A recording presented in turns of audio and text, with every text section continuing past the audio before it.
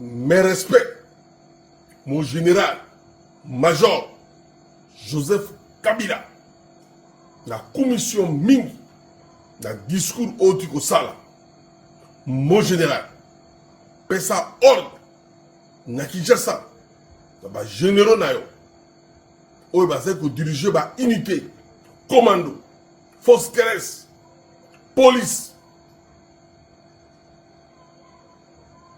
ba soda ya garde présidentielle,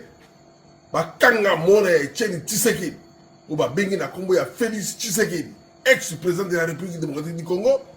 ba zoyer, ba tiaye na kati na ndolo, ya sengi na ba troupe, ya FARDC, ou ba zana Kisangani, Équateur, Bandundu, Kinshasa, botika bandeko na bino, bazali ko diriger, ba cordé nanga, ba contre la Kinshasa na voie pacifique, ça la transition il y a 3 ans, bah qu'il y a une élection présidentielle, bah dessous des parlements, Sénat, banda lelo, makambo et bombani, la République démocratique du Congo, fait à pouvoir il y a Etienne Tshisekedi, Félix Tshisekedi, Tshilombo.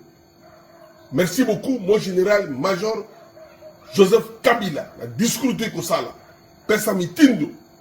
bah kamataye, bah ligoté, ba bomba ye esiko esalemi pona ye avec kobonga mapa kena na Dubaï exil politique ba permettre ba pesa ye tenter mais respect mon général colonel Nanga coordonnateur il y a mouvement M23 pour progresser et l'autre au salimate. Merci beaucoup na juin Kinshasa ils a tombé le 30 juin défilé militaire.